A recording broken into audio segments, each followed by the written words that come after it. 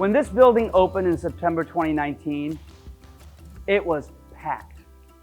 It was the talk of the town, at least for folks who are interested in architecture and sustainability. Everybody wanted to come here to see this regenerative building that had been opened in the hot, humid South. What's a regenerative building, they wondered.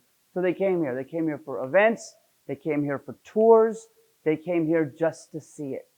And then when classes started in spring 2020, the students came. And then 3 months later, everything stopped.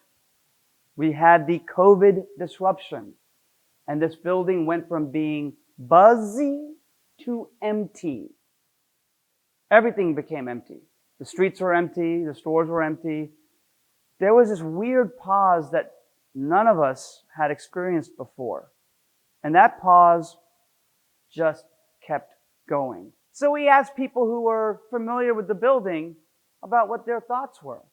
Their thoughts on the pause and what they had observed, what they felt the new normal should be after human activity returned, and how the Kendeda Building could influence what that new normal could and should be. So here are their thoughts. As we think about celebrating a return to campus, and as I very eagerly await the moment to return to my work in the Kendeda Building, I think it's really important that we stop and ask ourselves, what aspects of life before this pandemic are better left in the past? And how can Georgia Tech as an institution leapfrog some of those old wasteful ways and jumpstart our path onto our low carbon future? I think what's being reinforced here is that we all know that the Earth's climate is changing faster now than any other period in the history of modern civilization. And many sectors of the economy are going to grow, not shrink. And I want to emphasize that. There's a lot of growth to be had in the near and long term related to climate change and now health.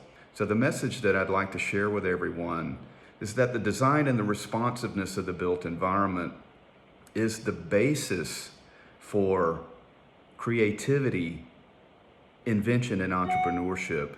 Adversity is the foundation of invention. Professionally, what this time has taught me, in designing and building high-performance homes, especially, is that the home is not only a place to be, but to be productive, and to consider that in the design. I think that's what makes the Kendeda Building really special, where the Kendeda Building is more of a hybrid building that is almost half nature and half human construction.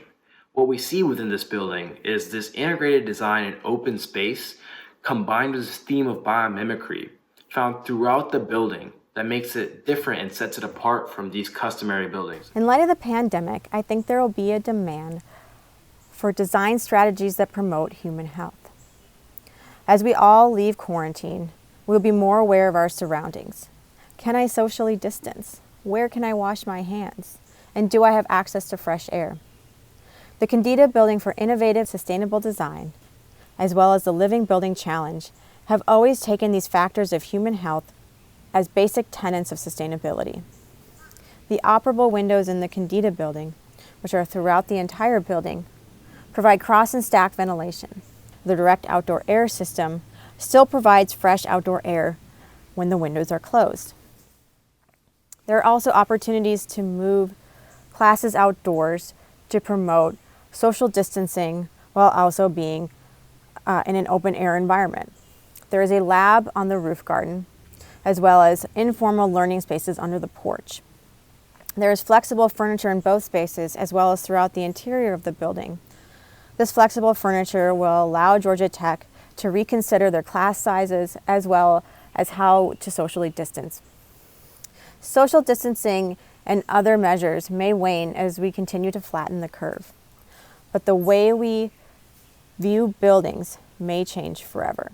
Wouldn't it be great if the ventilation rate inside a building was a transparent data point like the interior temperature or humidity? Knowing what you know now, would you be willing to design a building without operable windows or work in one? As an environmental health and safety professional, I'm just excited and amazed at how people are actually getting it. They're getting it how important environmental health and safety is, how it relates to building, how it honestly relates to life. This building was designed for maximum flexibility because we do not know what the future holds. The wall that I'm currently standing on actually opens up and allows you to go outside. The idea of flexibility extends to classrooms as well as conference space in the building. In each room, we have the capabilities and have equipment to provide remote learning, which at this point would be standard for everything that we're enduring now. The COVID pandemic has revealed both how fragile everything is as well as how resilient our species can be. With buildings being one of the most negative contributors to the environment, we must expand the focus on building responsibly. We know the answer: the resilience and self-sufficiency of regenerative design. Places like the Kendeda Building have already shown us the path. Buildings should be self-sufficient, not just to reduce emissions, but to conserve resources.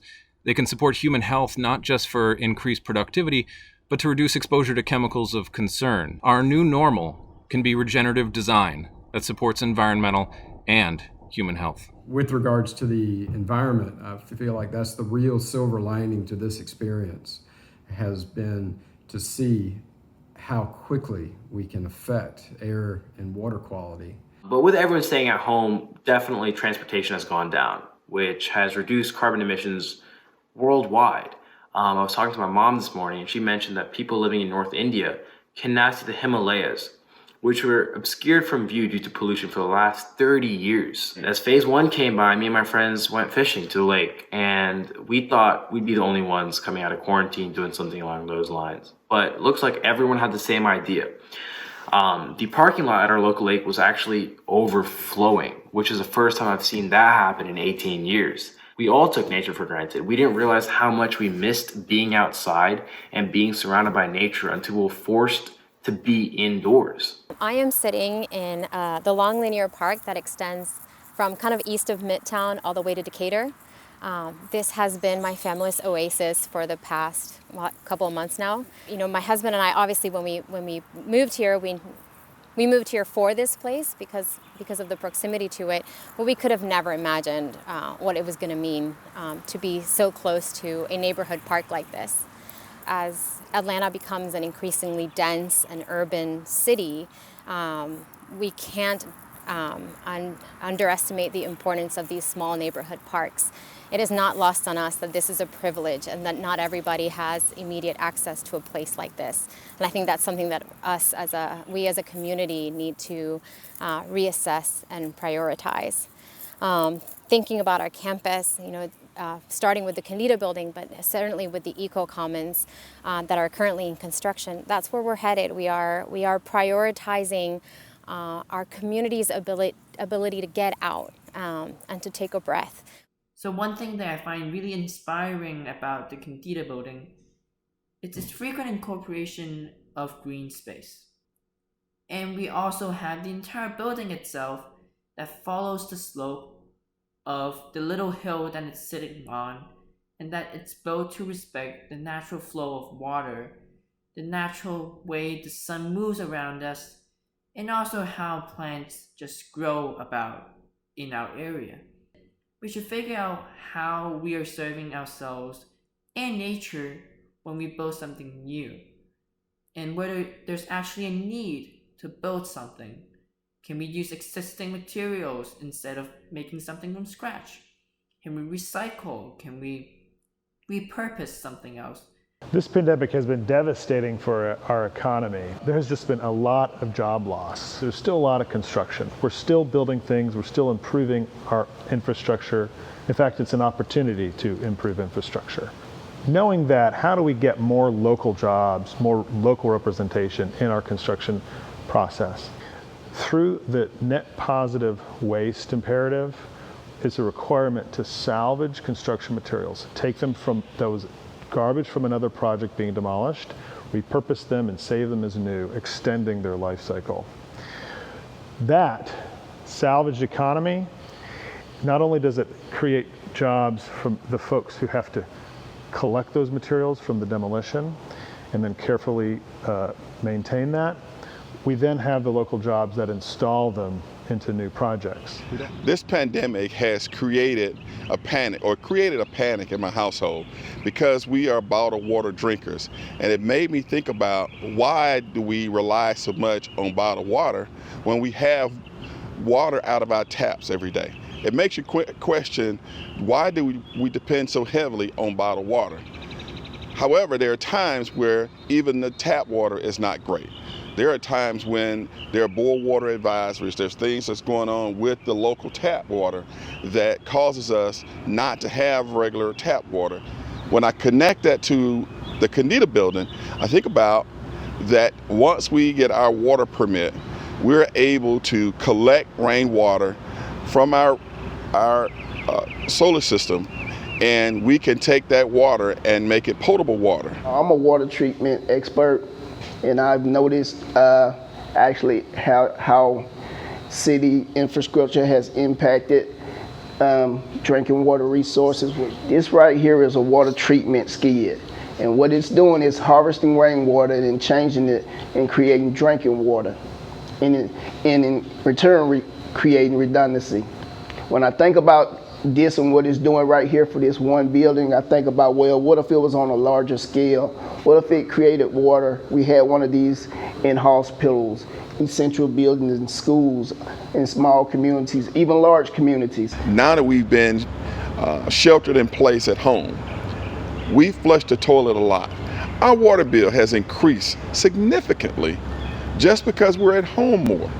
In the residential market, a toilet uses about 2 gallons of water, fresh, drinkable water per flush. Why do we use fresh, drinkable water to flush a toilet?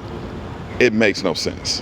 You can build a home and you can put a composting toilet in a home and use about a tablespoon's worth of water every time we flush. We cannot continue to ignore it when complex issues like climate change and pandemics force us to take action as they threaten our survival. And with a few more feet added to the sea level, Miami and most of Florida may not exist in a few generations. That is a future I do not want to realize. Miami is my hometown. I've lived here for the majority of my life now. And in addition to the environmental impact that we have had, it is unfortunate to see the disproportionate effect that COVID-19 has had in this city, where different regions, I think in no coincidence due to the economic factors that exist, have been disproportionately affected. And now we're really seeing that there's a lot of people's jobs that can be done from home. Analysis now shows that in April, the emissions reductions from the virtual halt to all flight travel for Georgia Tech amounted to about 97% drop from 2019 to 2020. And of course, this is a massive emissions drop worth hundreds of thousands of tons of CO2, a powerful greenhouse gas, really accounting for as much as tens of thousands of annual carbon footprints for the average American. That's a lot of CO2. I don't have any easy answers about what a flying less future for Georgia Tech might look like, but I don't think we should get trapped in a full-throated embrace of the wasteful ways that we were flying before versus no flying at all, which is some of the choices that I've been making lately, but rather think about a strategic middle ground, something that makes sense, something that has broad support across the community, that recognizes a role for in-person gatherings and meetings to take place in our future for our students, faculty, and staff, but also something that recognizes our important role and responsibility in reducing emissions at scale as we can. Another thing that I think we've kind of seen in lockdown is that centralization isn't necessarily the most efficient thing, especially with food production. We've been talking about this for a while, buy local, support local farmers, but we're also seeing that maybe we can take it a little bit farther than that. For instance, my family's always had a vegetable patch of some type, but we've pretty significantly increased its size this year, and I think a lot of families have been doing something similar where they've been moving their food production as local as their own backyard. And I think moving forward that is something that we can really continue to do. Kendeda is a pretty good example of that as well, with all of the edible bushes and plants around the building, and the petals about local food production, as well as the honeybee farms up on the roof. I think there's a lot of ways that people can kind of look to Kendeda as an example for a much more localized way of food production moving forward. And that is something that we can really start to incorporate into our new normal. This pandemic has taught me about food insecurity and how dependent we are on grocery stores and meat packaging plants. We are now finding that without our local grocery stores and meat packaging facilities, food would be hard to find. The Kendeda Building sets a great example because the building focuses on community gardens, local agriculture, and the reduction of meat by standing behind sustainable practices and plant-forward diets. I think the new normal is a campus that focuses on our ability to create community through gardens and through the sharing of food that we can produce and grow on our own.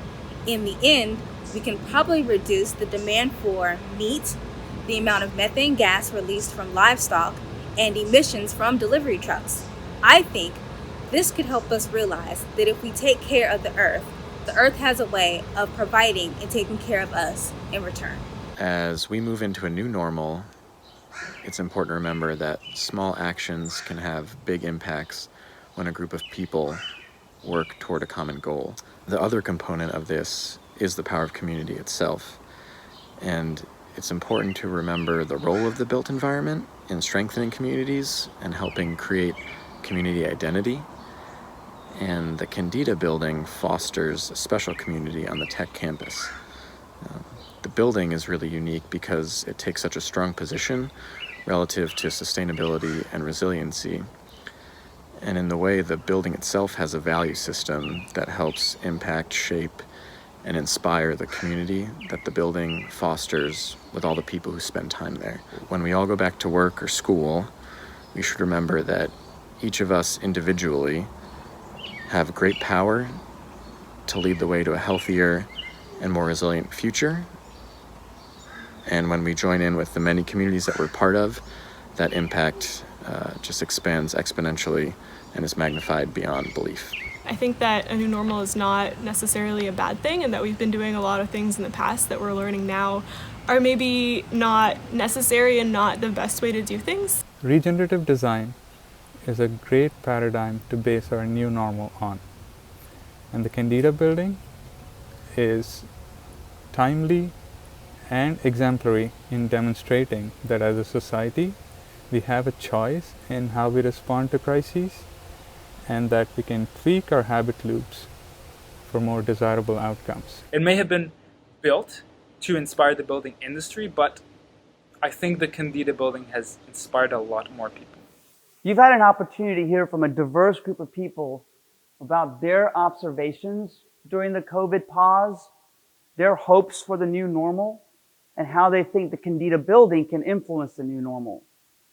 When you think about how your communities are going to come out of this and what the new normal is going to be for your communities, what I think is important to remember is that we don't have to pit economic development against the environment. We don't have to pit the environment against helping people advance. Everything is interconnected. Our challenge is to get to a new normal that uplifts everyone. To find out more about the Kendeda Building, please visit our website. And if you ever find yourself in Atlanta, please come and have a visit. We'd love to host you.